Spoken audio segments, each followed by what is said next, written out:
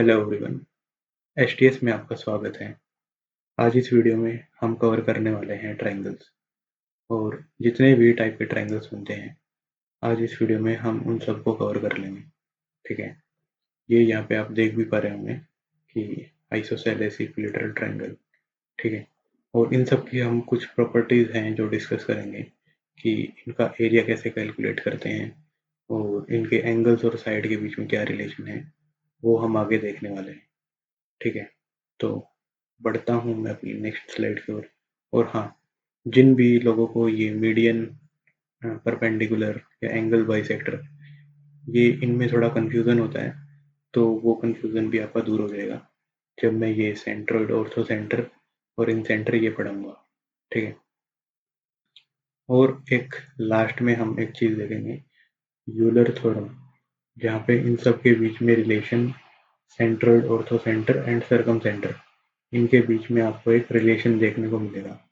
ये कुछ आप नई चीज यहाँ से सीख के जाओगे और किस तरीके से एग्जाम में क्वेश्चन पूछ सकता है एग्जामिनर्स इनके थ्रू, इन सेंटर्स के थ्रू, वो भी हम देखेंगे।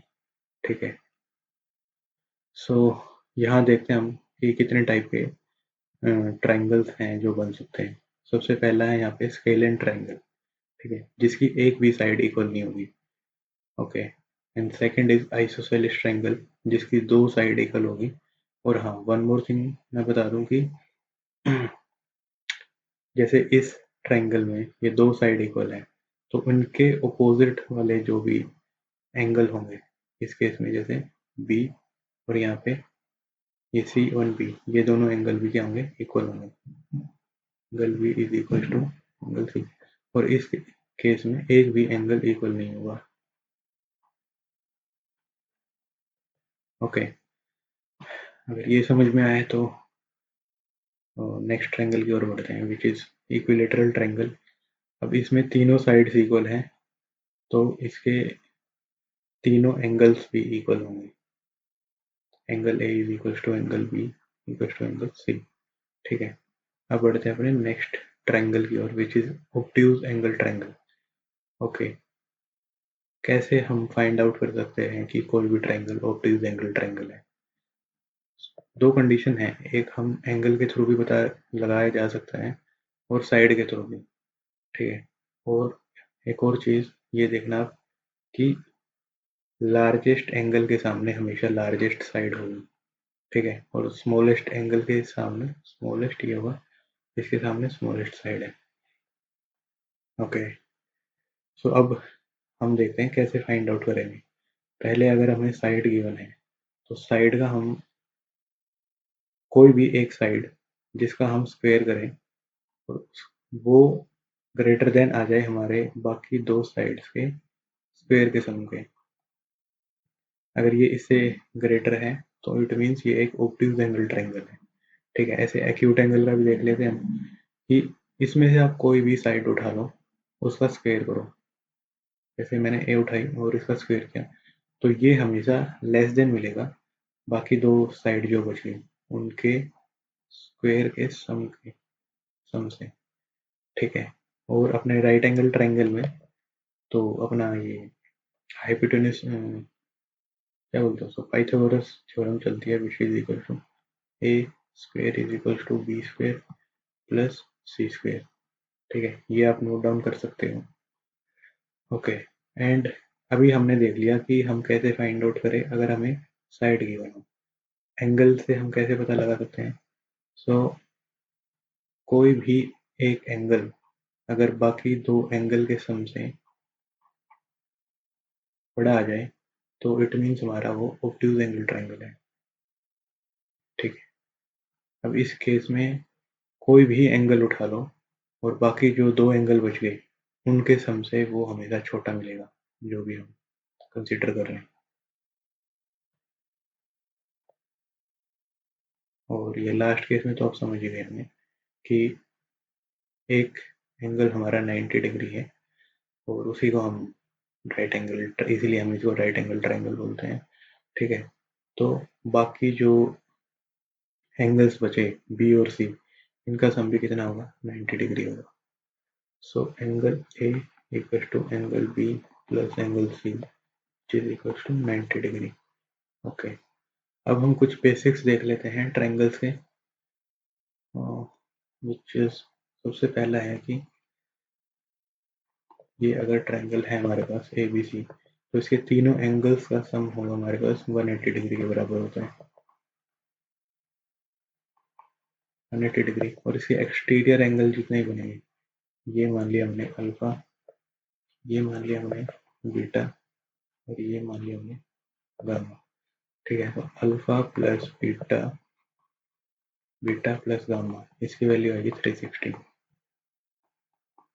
ठीक है, 2 पॉइंट हमने समझ लिए यहाँ पे। अब बढ़ते हैं अपने थर्ड पॉइंट की ओर, which is area. Area of a triangle is equals to half into base into height. अब ये बेस और हाइट क्या है यहाँ पे? ठीक है, किसी भी वर्टेक्स से, सपोज करो यहाँ से मैंने ए ले लिया और यहाँ से हम एक परपेंडिकुलर लाइन खींचे इसके सामने वाली साइड पे। ठीक है, तो यही होता है हमारा हाइट इस ट्रायंगल की, और जिसके ऊपर हमने ये परपेंडिकुलर लाइन खींची है वो होगी हमारा बेस। ठीक है, अब ये किसी भी वर्टेक्स से पॉसिबल है। लाइक यहाँ से अगर मैं इस लाइन पे एक परपेंडिकुलर खींच दूँ, ठीक है, तो ये हमारा उस केस में बेस हो जाएगा और ये हमारी परपेंडिकुलर हाइट हो जाएगी। ओके, एरिया भी हमने यहाँ पे देख लिया। अब फोर्थ पॉइंट आता है हमारा कि अगर इस ट्रायंगल की हमें दो साइड गिवन हो, लाइक हमें ए पता हो और बी पता हो, और हमें क्वेश्चन में बोल दे कि जो थर्ड साइड है, थर्ड साइड जिसको हम एक्स मान लेते हैं, एक्स की कितनी पॉसिबल वैल्यू हो सकती है, तो उसकी रेंज हमारी निकल के आएगी ए माइनस बी से बड़ी और ए प्लस बी इससे छोटी। इसके बीच में जितने भी नंबर्स होंगे वो हमारी थर्ड साइड पॉसिबल हो सकती है। सो आई थिंक आपको मजा आ रहा होगा ये सब सीखने में। ठीक है, तो अब बढ़ते हैं अपने नेक्स्ट स्लाइड की ओर, जहाँ हम अब एरिया कैलकुलेट करना सीखेंगे।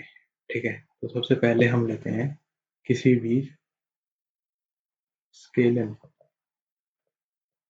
स्केलन ट्रायंगल का एरिया हम यहाँ कैलकुलेट करना सीखेंगे। ठीक है, ये हमें ट्रायंगल गिवन है ए बी सी, जिसकी हमें साइड गिवन है ए बी सी। ठीक है, और इसकी कोई भी साइड इक्वल नहीं है।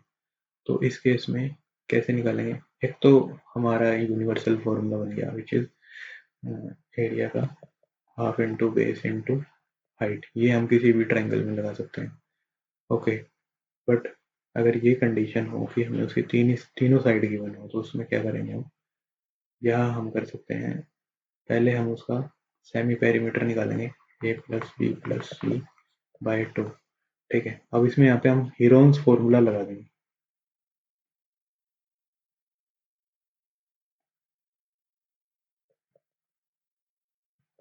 हीरोन्स फॉर्मूला क्या होता है? Under root S into S minus A S minus B S minus C, and इसके थ्रू हमारा एरिया निकल के आ जाएगा स्केलन ट्रायंगल का। ओके, अब बढ़ते हैं हम अपने आइसोसेलेस ट्रायंगल की ओर। आइसोसेलेस ट्रायंगल का एरिया हम कैसे कैलकुलेट करेंगे? यहाँ पे हमारी दो साइड होगी जो कि इक्वल होगी, ए बी सी। ये है ए, ये डिफरेंट होगी बी। तो सिंपली हम इसमें अपना एरिया का फॉर्मूला लगाते हैं। एरिया का फॉर्मूला क्या होता है? Area equal to half into base into height. ठीक है, अब हम हाइट ये वाली कंसीडर करेंगे, यहाँ से हम इस पे परपेंडिकुलर डालेंगे। ठीक है, ये हमारी हाइट होगी, और जो बी हमें गिवन है वो हमारा बेस हो गया इस केस में। तो बी तो हमारे पास गिवन है। ठीक है, और अब हमें इसकी हाइट निकालनी है। ठीक है, सो दैट हम इसका एरिया निकाल सकते हैं विद द हेल्प ऑफ, अगर हमें दो ये साइड्स गिवन हो, दो तो ये इक्वल वाली और एक ये डिफरेंट जो हमारा बेस बनेगा, तो हम क्या करेंगे, इसमें हम अपना पाइथागोरस लगा देंगे। ठीक है, और ये जो हमारा परपेंडिकुलर यहाँ पे डलेगा, ये इसको दो इक्वल हिस्सों में बांट देगा, इसको b/2 में, इसको b/2 में। और ऐसा इसलिए है क्योंकि ये दोनों एंगल हमारे इक्वल है। अगर ये दोनों एंगल हमारे इक्वल हैं तो यहाँ पे जो परपेंडिकुलर डलेगा वो परपेंडिकुलर बाइसेक्टर होगा। ओके, अब इसमें हम ये हमने अलग निकाल लिया, ये हमारा a, ये b और ये h, तो h यहाँ से कितना निकल जाएगा, h² plus b²/4 equal to a²। तो h आ गया यहाँ से हमारा a² माइनस b²/4। ठीक है, और ये h² है, तो ये अगर करेंगे हम तो ये कितना आ जाएगा, 4a² माइनस b²/4। तो यहाँ से 1/2 बाहर आ जाएगा, ये बन जाएगा 1/2 under root 4a² minus b²। ठीक है, ये वैल्यू यहाँ से आ गई। अब हमने यहाँ पे हाइट कैलकुलेट कर ली। ठीक है, अब हाइट आ गई और बेस तो हमारे पास है, तो इसमें पुट कर देते हैं वैल्यू। एरिया कितना आ गया इसका, हाफ इंटू बेस हमारा b है इंटू 1/2, ये हाइट जो हमने निकाली ये यहाँ पुट कर देंगे, ये आ गया 4a² माइनस b²। तो इसको हम लिख सकते हैं 1/4 b under root 4a² minus b²। तो आप डायरेक्ट ये अप्लाई कर सकते हो, ये फॉर्मूला। ओके, अब हम अपने इक्विलेटरल ट्रायंगल की ओर चलते हैं। ओके, तो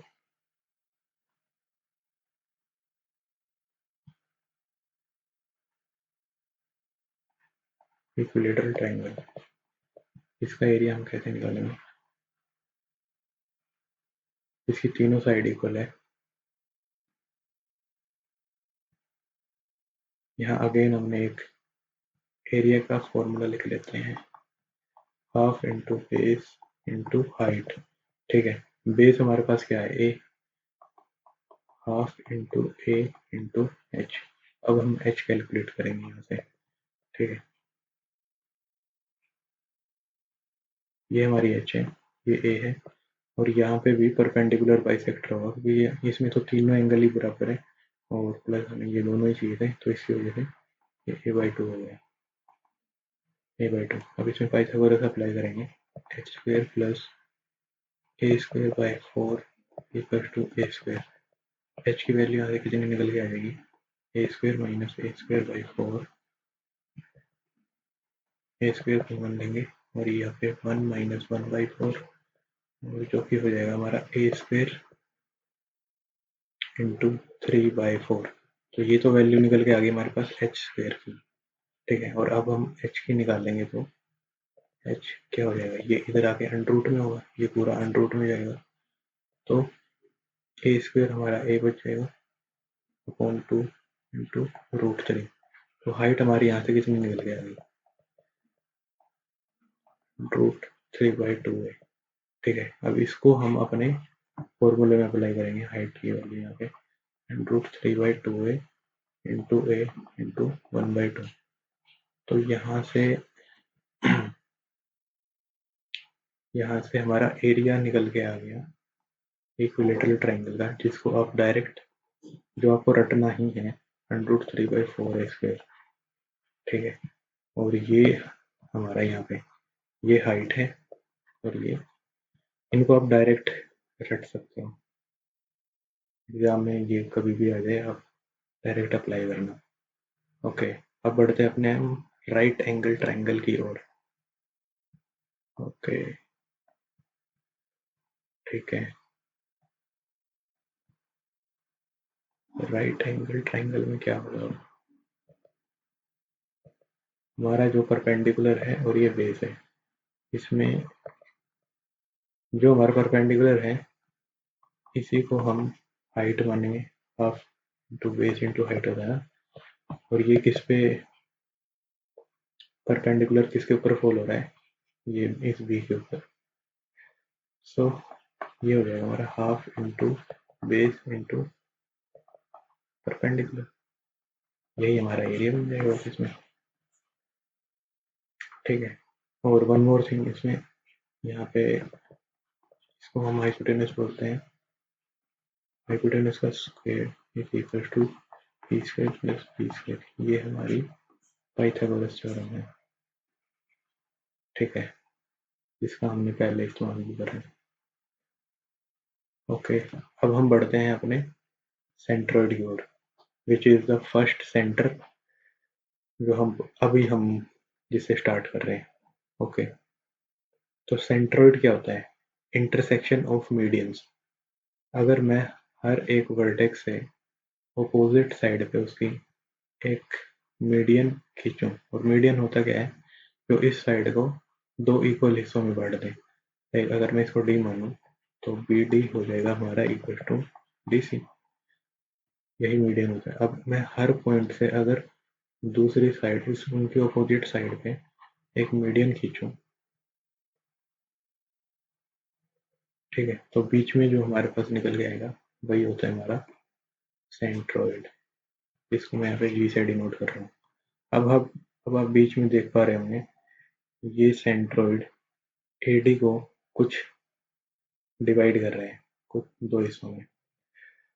ओके, एडी हो गया हमारा इक्वल टू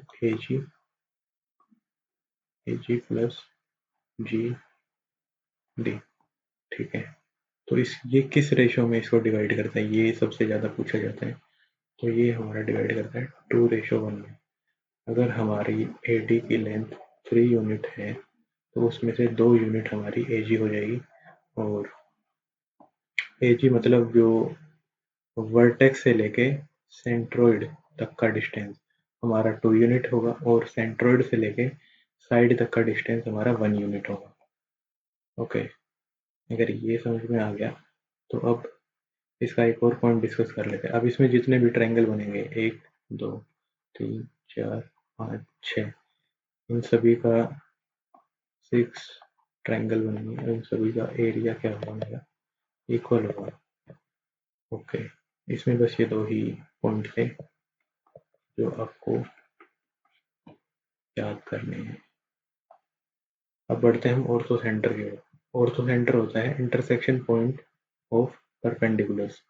अगर मैं हर एक वर्टेक्स से अपोजिट साइड पे एक परपेंडिकुलर ड्रॉ करूं, और यहाँ से मैंने लिया, ये भी एक परपेंडिकुलर है, तो जो पॉइंट हमारे पास निकल के आएगा उसको बोलते हैं ऑर्थो सेंटर। इसको मैं यहाँ ओ से डिनोट कर रहा हूँ।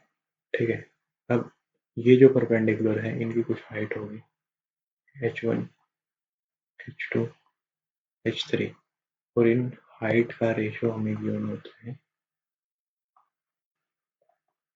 इनके जो भी साइड्स होती हैं उन साइड के इनवर्स के रेशियो के बराबर। ओके, एक कंक्लूजन ये हमने निकाल लिया यहाँ से। और सेकंड इज कि ये जो एंगल है जो ऑर्थो सेंटर में बन रहा है, B O C is equals to B O C plus हमारा एंगल ए, ये वाला एंगल, इनका सम 180 डिग्री होता है। तो हम बोल सकते हैं कि ये सप्लीमेंट्री एंगल्स हैं। ठीक है, अभी सेम ये केस यहाँ पे भी होगा, इस वाले ए ओ सी और बी के साथ ये दोनों भी आपस में सप्लीमेंट्री होंगे। ठीक है, इसका मैं आपको एक आगे यूज भी दिखाऊंगा। ओके, बढ़ते हैं अपने नेक्स्ट सेंटर की ओर, विच इज इन सेंटर। ठीक है, इन सेंटर होता है अपना एंगल बाइसेक्टर का जो इंटरसेक्शन पॉइंट होगा उसको हम बोलते हैं सेंटर। ओके, अब ये मैंने यहाँ पे एक लाइन खींची, ए वर्टेक्स से उसके अपोजिट साइड पे, जिसमें ए को एंगल ए को दो इक्वल हिस्सों में डिवाइड करूंगा, ए बाई टू और ए बाई टू। ठीक है, और यहाँ पे ये गलती से मत मान लेना कि ये जो साइड है, ये जो साइड है और ये जो साइड है बी डी और डी सी ये इक्वल होंगे, ऐसा नहीं है, बिल्कुल भी नहीं है ऐसा। ठीक है, ओके। अब एक एक एंगल बाइसेक्टर हम यहाँ से भी खींचेंगे, और ये जहाँ पे भी मीट करेंगे यही होगा हमारा इन सेंटर, इन सेंटर जिसको हम आई से डिनोट कर रहे हैं। ठीक है, और अब इसकी एक चीज यहाँ से निकल के आती है, इन सेंटर से अगर हम कोई भी लाइन इन इन सेंटर से किसी भी साइड का परपेंडिकुलर डिस्टेंस, किसी भी साइड का परपेंडिकुलर डिस्टेंस ये हमेशा इक्वल होता है। तो इससे हम ये कंक्लूजन निकाल सकते हैं कि यहाँ पे एक हम सर्कल भी इंस्टॉल कर सकते हैं। ठीक है, और ये उसकी रेडियस हो जाएगी। ओके, ठीक है, ये हाफ आ गया। और हम एक थ्योरम पढ़ते हैं इंटरनल एंगल बाइसेक्टर की ट्राइंगल में, विच इज ये बी है, ये सी है, ए बी सी। ठीक है,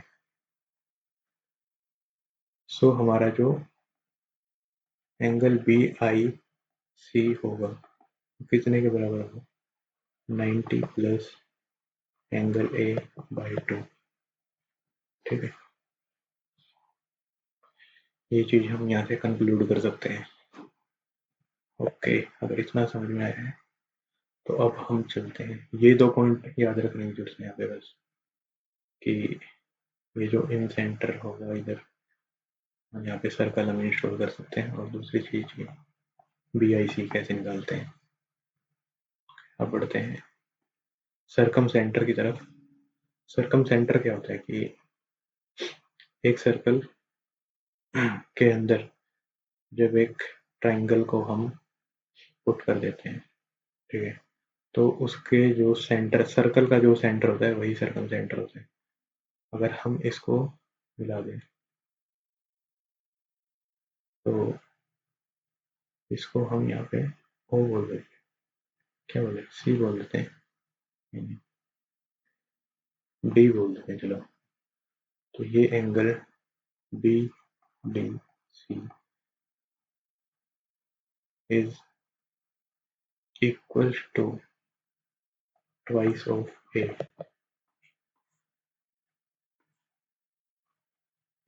ये कंक्लूजन हम यहाँ से निकाल सकते हैं। एंड बस अब एक लास्ट चीज बची है, और हाँ, एग्जाम में कभी कभी क्वेश्चन आ जाता है, एक ट्राइंगल है, इसके ऑर्थो सेंटर, सरकम सेंटर और इन सेंटर, इनका रेशियो निकालने के लिए। तो इनका रेशियो हम कैसे निकालते हैं, ऑर्थो सेंटर अभी क्या बोला था मैंने, जैसे ऑर्थो सेंटर होगा हमारा बी ओ सी, तो बी ओ सी कैसे निकल के आएगा हमारा 180 डिग्री माइनस ए। ठीक है, और हम सरकम सेंटर कैसे निकाला था, जो भी सेंटर पे एंगल बनेगा वो हमारा इसके डबल होगा, so which is twice of A. And incentre, incentre का होगा हमारा 90 प्लस ए बाई 2। ठीक है, अभी जो भी इनकी वैल्यूज आएंगी उनसे आप रेशियो निकाल सकते हो। ये क्वेश्चंस पूछता है एग्जाम में, इसलिए मैंने ये चीज कराई है यहाँ पे। And the last thing is Euler line. Euler line ये बोलती है कि centroid, circumcentre and orthocentre ये सेम प्लेन में अपने लाई करते हैं। ठीक है, और जो अपना सेंट्रोइड होता है वो इसको 2:1 में तोड़ता है, जहाँ पे ये जो 2 यूनिट है, 2 यूनिट ये ऑर्थो सेंटर की साइड जाएगी, और 1 जो यूनिट है ये सरकम सेंटर की तरफ जाएगी। आई होप आपको चीज़ें समझ में आई होगी और यहाँ से बहुत कुछ सीखने को भी मिला होगा। अगर ये वीडियो आपको पसंद आई है तो इस वीडियो को लाइक कर दे एंड चैनल को सब्सक्राइब कर दे। That's all for today. मिलते हैं फिर किसी नई वीडियो में।